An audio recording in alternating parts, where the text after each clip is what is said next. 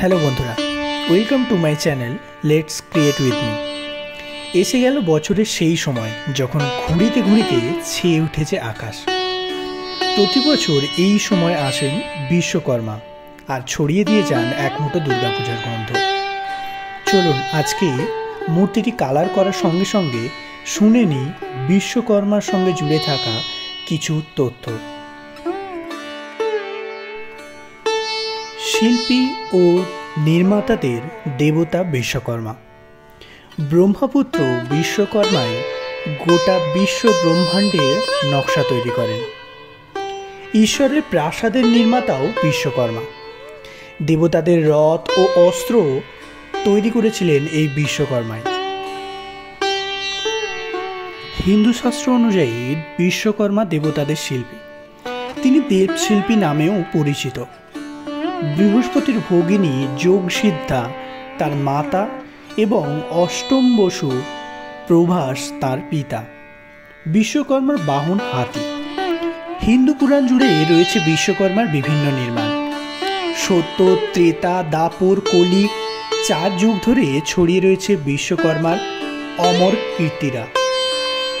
সত্য যুগে বিশ্বকর্মা তৈরি করেছিলেন স্বর্গলোক। এই প্রাসাদ থেকেই দেবরাজ ইন্দ্র মর্তলোক শাসন করতেন।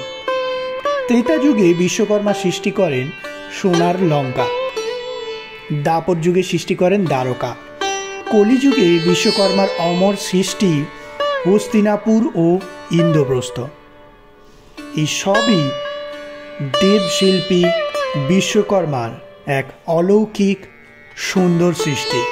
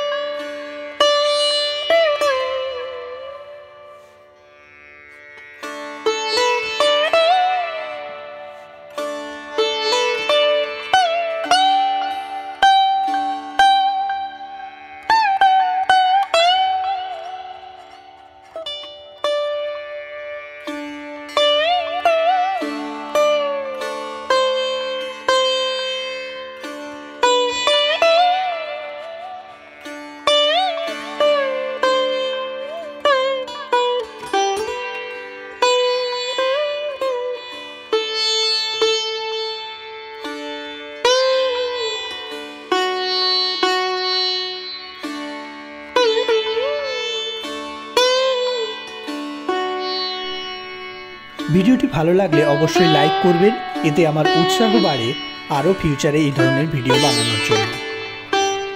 আর কন্টিনিউয়াস যদি এই ভিডিওর নোটিফিকেশান এবং নতুন নতুন ভিডিও দেখতে চান তাহলে অবশ্যই চ্যানেলটিকে সাবস্ক্রাইব করে রাখবেন এবং পাশে থাকা বেল আইকনটি প্রেস করে রাখবেন। ধন্যবাদ।